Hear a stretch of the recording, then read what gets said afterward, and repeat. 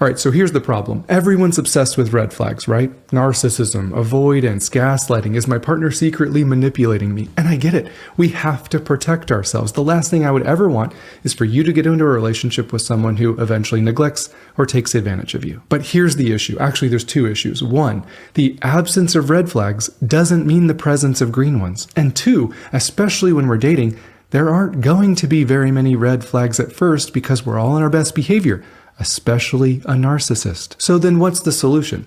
The solution is yes, absolutely learn about red flags. Learn about what shouldn't be present.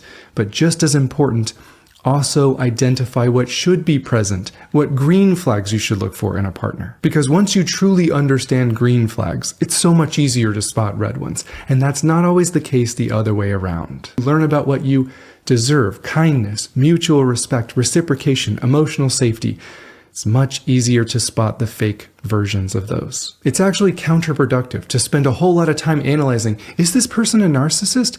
Because even if you're asking that question, this isn't the right person for you because they don't have the green flags that you know you deserve in this relationship. It doesn't matter if they're a covert narcissist or if they have avoidant attachment or if they're just a jerk. They clearly don't care about a healthy relationship with you. And that's all that matters. If you forget everything I say in this video, remember this. The largest green flag for your relationship is how do they make you feel? Do you feel safe around them? Do you feel prioritized and respected? Is there consistency or are they hot and cold? Because that would make anyone feel anxious. Do they reciprocate the effort you're putting in? Are you scared to be honest with them about how you're actually feeling? Or how about this one? Someone who sees you as valuable and wants this relationship to work will put in the time and effort, and it will be evident. We all prioritize what we value, right? No relationship is perfect, but I promise you, if things don't start out healthy, marriage doesn't fix that. I don't work, but what we can do is set ourselves up for the best chance at success by becoming the right type of person and picking the right type of person. So let's talk about what that looks like. When you meet someone, of course it's physical attraction that you notice first, but it's how you communicate and interact together that's going to make you either want to continue seeing them or move on to someone else, right? It's a green flag if they can actually listen to you and take an interest in what you're saying and ask some appropriate questions. It's a red flag when they turn everything back to being about them. I think we can all agree humor is a green flag. Are they able to make jokes without coming across as rude? Are they only making jokes about you, or are they giving themselves a hard time too? Another great trick is to listen to how they argue with other people. Listen to how they disagree with people about politics or religion or other things that they're passionate about. Can they do it with respect? Can they allow someone else to hold a different viewpoint or perspective without dismissing or invalidating them? That's going to give you a big clue for how they're going to handle important conflicts with you one day. I think it's a green flag that once you start to get more serious, you can talk about important issues together. Ask how long they normally see someone before they make things official and only date that one person. Ask them. Right, number 2, when they says narcissists are going to trick you in the beginning, which is true. But here are a few areas narcissists really struggle faking. One of the green flags I want you to see in any new partner is accountability. Can they admit when they've made a mistake? Can they say the words, "I'm sorry"? That's a green flag you need to see. And I get it, in the beginning, there's not going to be a lot to apologize for, hopefully. So we forget to pay attention to this, but have you ever heard them say, "I'm sorry" to anyone? Not, "I'm sorry you feel that way," not, "I'm sorry you took it that way." How about, "I'm sorry I hurt you. That wasn't my intention, but I care about how my words and actions affect you." Can we talk about this? Because mature people learn and grow from their mistakes. Immature people always find a way to blame someone else so they don't have to reflect or change, right? Now, the other side of that coin is when some people get called out, they develop this attitude of woe is me. "Oh, I'm just the worst. Why would anyone want to be with me? You should just leave me and be with someone else."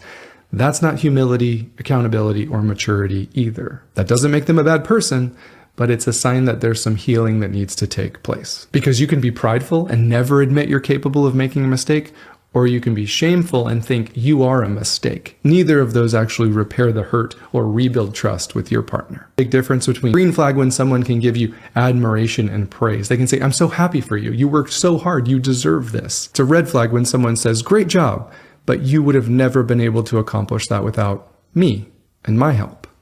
All right, number 3, it's a green flag if they have a growth mindset. And I don't mean just for their job, which is really important in itself that they're willing to work if they're able. I just mean, do they care about growing as a person? All this research that I'm doing about relationship dynamics, do you know one of the largest roadblocks that I keep seeing?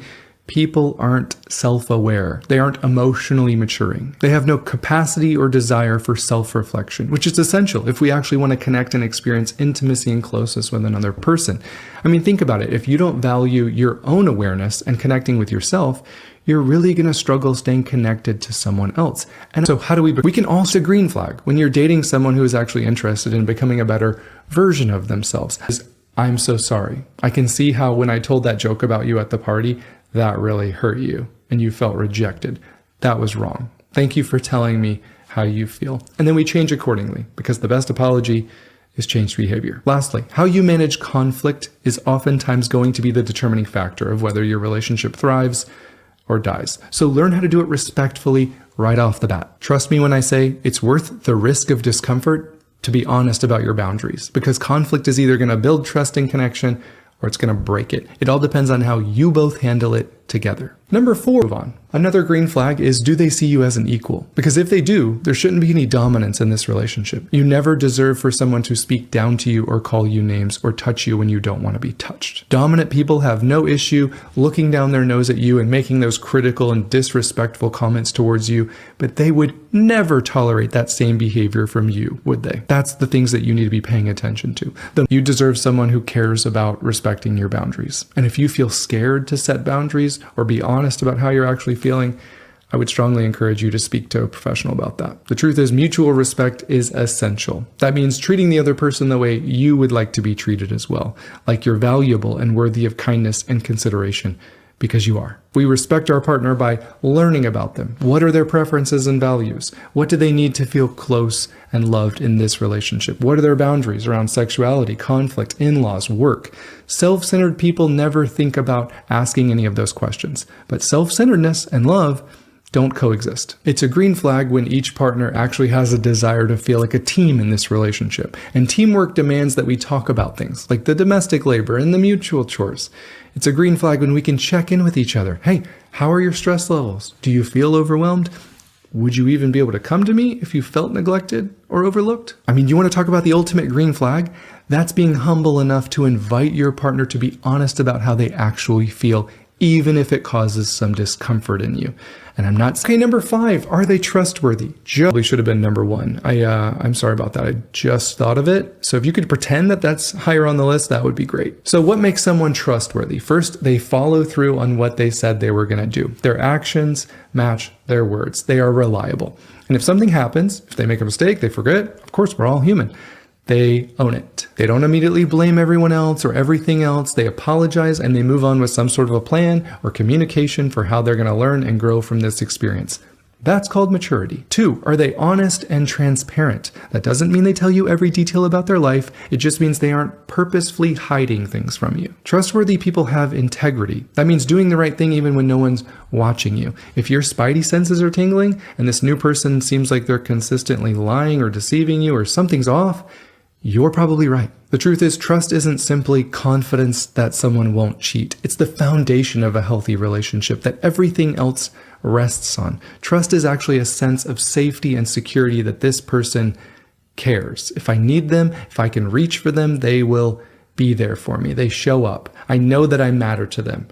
So the $1 million question is, do you trust them? It's a massive green flag when you're with someone who actually cares about building trust in this relationship, because that means showing up and putting in the work. It builds trust when we care enough to ask, is there anything I can do for you this week that can help you feel valued and prioritized? Because most of us have never heard that, but that's what love actually sounds like. It sounds like intentionality and curiosity and effort. And let me be clear, I'm not saying that people should say this from a place of anxiety or fear, like constantly checking in. Is everything okay? Do you still like me? Please don't leave. I'll do anything.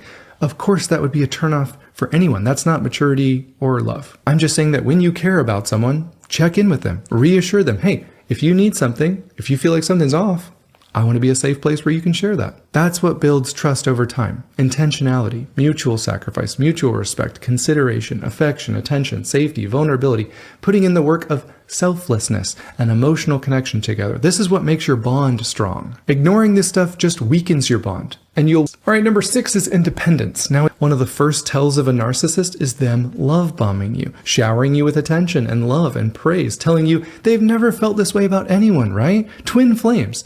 all while slowly isolating you from your friends and family. But if you really cared about avoiding a narcissist, then you would slow down in the beginning and maintain your life outside of this person. I'm not saying don't see each other. I'm saying it's a green flag when you can both maintain a life separate from each other at first. Have a great time together, sure, but I have a tendency to throw on my rose-colored glasses and fall in love quick. So if that's you probably need to slow down and make sure that you're not making them the center of your universe. It's also a green flag when you can see that they have other healthy relationships outside of this one. Do they have healthy friendships? How do people at work talk about them?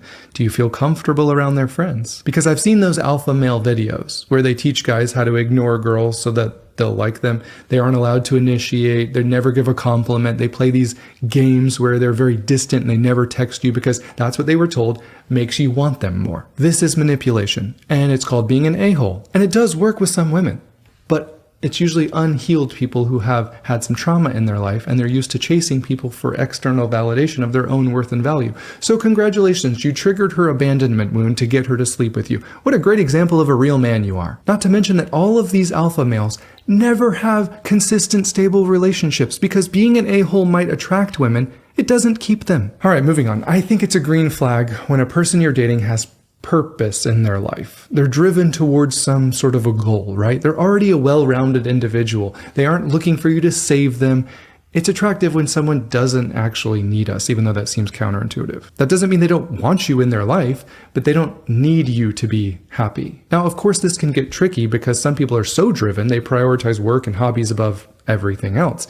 And it slowly becomes clear that they don't actually want or have time for a real relationship where they need to put in the effort that connection requires. So that's just something that you'll have to decide on your own. All right, now it's a green flag when someone has an attitude of gratitude. Do they tend to look out for things to be grateful for, or do they tend to filter through the negative? Do they appreciate life, or are they just so stressed that they can't go a few minutes without complaining? I think it's a green flag when someone's intentionally appreciative. They go out of their way to offer encouragement. They're supportive.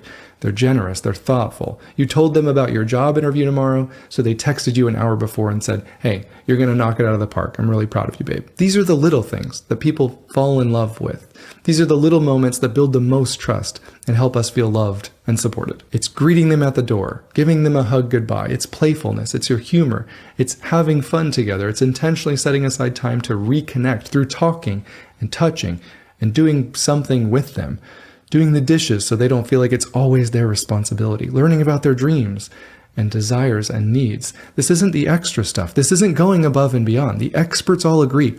These are the essentials. The bottom line is who you choose to be in a serious relationship with and who you choose to give your body to and who you choose to marry and have kids with is a really big deal. And even though I've never met you, I really do care about you. And I just want you to be set up to have the most fulfilling relationship possible. And some of that is becoming the right type of person. And some of that is choosing the right type of person, right? And what we don't realize is some of you have never experienced actual safety and trustworthiness in a relationship. Sometimes we need to realize that we're attracted to what's familiar to us. So let's be honest with ourselves. What are you familiar to? Being told that your feelings are a burden? Working hard to feel loved and accepted? Always being the one that sacrificed for others? Giving, but never receiving? Because we are naturally drawn to what we know. And if subconsciously you know you aren't worthy of selfless love, you're going to be drawn and have chemistry with partners who support that narrative and don't prioritize you because neglect feels normal to you. It feels safe for you to have to work for their love and acceptance, just like you did in childhood. And we get caught accepting breadcrumbs and actually getting used to the chaotic nature of unhealthy love relationships where there's no consistency and there's a lot of fighting and making up, and 1 minute they're hot and the next minute they're cold. We can get used to that, but that's not the love you deserve. The truth is you deserve selfless love. You deserve a partner who compliments you and appreciates you, and you deserve safe, consistent, warm love. You deserve reciprocation. That's what love is supposed to look and feel like. And you're not asking too much by wanting a partner that shows those green flags. Thank you so much for watching.